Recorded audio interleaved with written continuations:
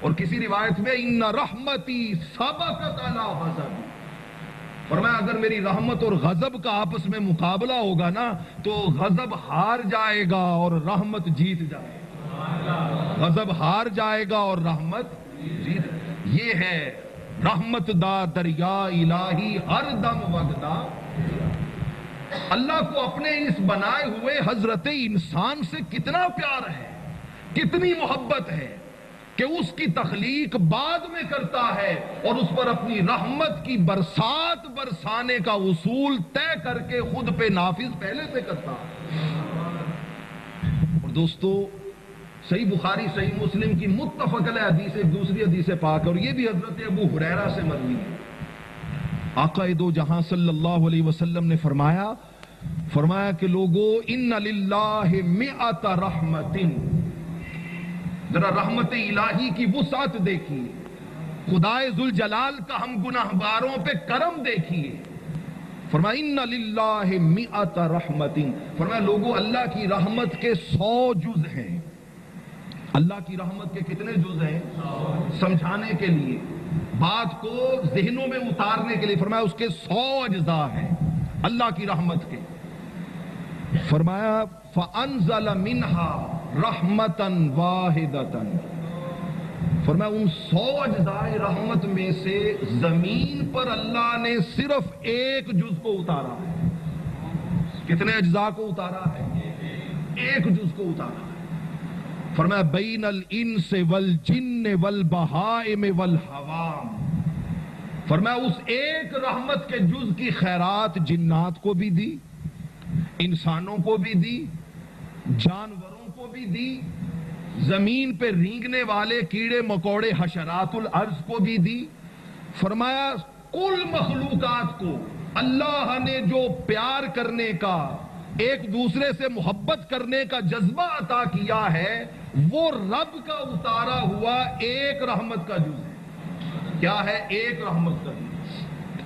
اب حضور نے فرمایا فَبِهَا يَتَرَاحَمُ الْعِبَادِ، فرمایا اس ایک رحمت کے جز کی وجہ سے لوگ آپس میں محبت کرتے ہیں، جانور ایک دوسرے سے محبت کرتے ہیں، جنات ایک دوسرے سے محبت کرتے ہیں۔ اور سرکار دو جہاں علیہ الصلوۃ والسلام نے مثال دی، فرمایا تم نے دیکھا کہ گھوڑے کا بچہ ہونا تو وہ اپنا پاؤں اس کے اوپر نہیں دیتا، آنے لگے تو پاؤں ہٹا لیتا ہے۔ فرمایا یہ جو جانور کے دل میں شعور رکھا ہے، یہ بھی اس رب کی ایک جز رحمت کا مظہر ہے، ایک رحمت کا مظہر ہے۔ صحابہ کرام نے عرض کیا رسول اللہ صلی اللہ علیہ وسلم باقی 99 اجزاء کہاں گئے؟ 99 اجزاء کہاں گئے؟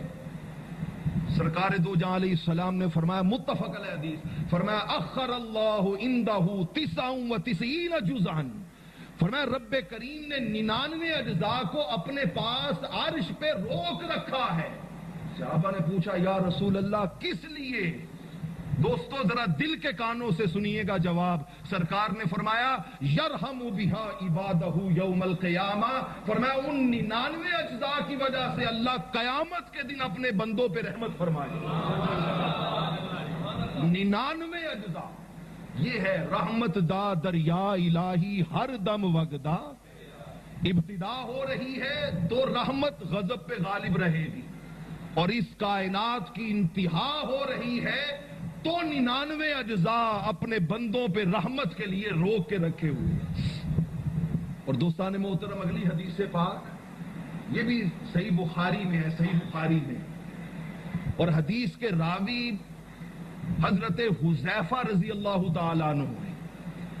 حضرت حذیفہ بیان کرتے ہیں کہ سرکار نے فرمایا کان رجل فی من کان قبلکم، فرمایا کہ پہلی امتوں میں ایک شخص گزرا، فرمایا اس شخص کا عالم یہ تھا، بڑی پیاری حدیث پاک، فرمایا اس شخص کا عالم یہ تھا کہ بڑا ہی بد کردار، انتہائی نافرمان، ہر وقت اللہ کی معصیت کرنے والا، نافرمانی کرنے والا۔ اور فرمایا اس میں ایک سب سے بڑی برائی یہ تھی کہ لوگ اپنے مردوں کو دفن کر کے آتے، وہ جاتا قبروں کو کھود کے مردوں کے کفن تک اتار کے بیچ دیتا تھا، اتنا باغی اور نافرمان۔ کہ مردوں کے ساتھ بھی اس طرح کا سلوک کرنے سے نہیں گھبراتا اور ڈرتا تھا. کفن چور انسان. فرمایا ساری زندگی اسی طرح بیت گئی. صحیح بخاری صحیح مسلم کی متفق علیہ حدیث ہے. آئیے دیکھیے کہ دریائے رحمت الہی کی جوش کیا ہے، تاکہ ہم شب برات کو جب اس مالک کے سامنے اللہ کی بارگاہ میں پیش ہوں تو یہ واقعات اور سرکار کے یہ فرامین ہمارے دلوں کو وہ رکت عطا کر دے کہ جب ہم اس کے سامنے جھولی کو پھیلائیں تو ایک موج دریائے رحمت ہماری جھولی میں بھی پڑے. اور میں بڑا بد کردار. اور میں جب مرنے لگا نا، اب ہر شخص کو اپنا اندازہ خود ہوتا ہے. میں اپنی زندگی کو جانتا ہوں کہ زندگی کس طرح بیت رہی ہے یا کس طرح گزر چکی ہے. آپ میں سے ہر شخص جانتا ہے کہ میں زندگی کے صبح و شام کس طریقے پہ گزار کے عمر کے اس حصے تک پہنچا ہوں. ذرا اپنی اپنی زندگی کو دوستو آؤ اس انسان کی زندگی سے ریلیٹ کر کے دیکھیں. اور میں جب وہ مرنے لگا نا، فقال لأہلہ، تو اس نے اپنی بیوی کو بلایا، اہل و عیال کو بلایا اور انہیں کہنے لگا دیکھو میں بہت بد کردار ہوں، بہت گناہ گار ہوں. اگر رب مجھے پکڑنے پہ آ گیا نا اور مجھے عذاب دینے پہ آ گیا تو شاید اس دنیا میں ایسا بدبخت انسان نہ ہو کہ وہ مجھے سب سے بڑا عذاب مجھے ہی دے گا. میں اتنا بڑا بد کردار ہوں.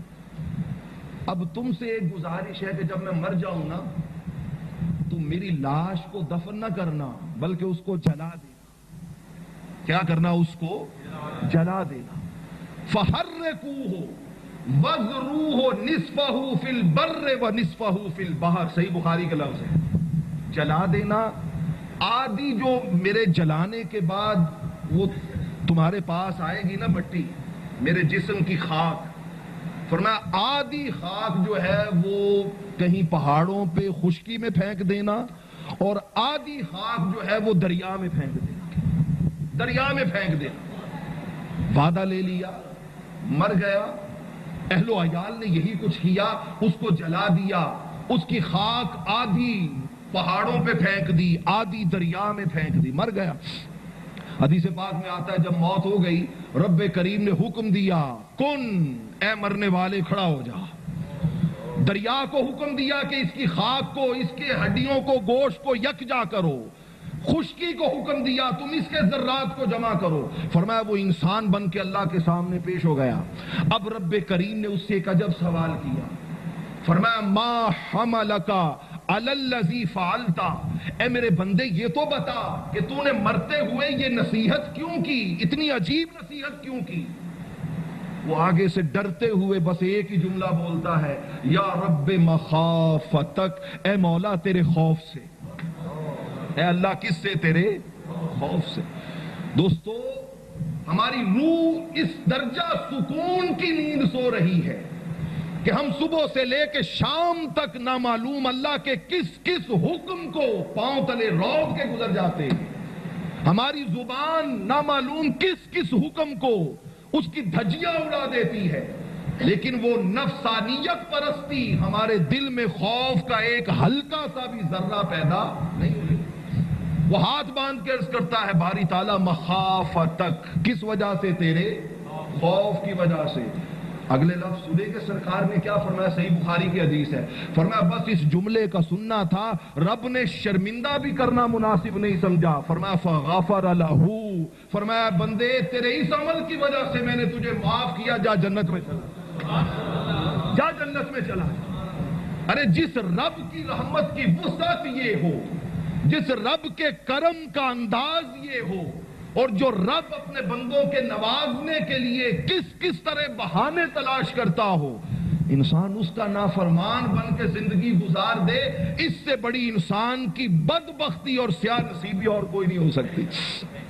اور دوستو صحیح بخاری کی ایک اور حدیث ہے، اور اس حدیث کے راوی حضرت ابو سعید الخدری رضی اللہ تعالیٰ عنہ. صحیح بخاری کی حدیث ہے. ابو سعید الخدری کہتے سرکار نے ایک اور موقع پہ ایک اور واقعہ سنایا.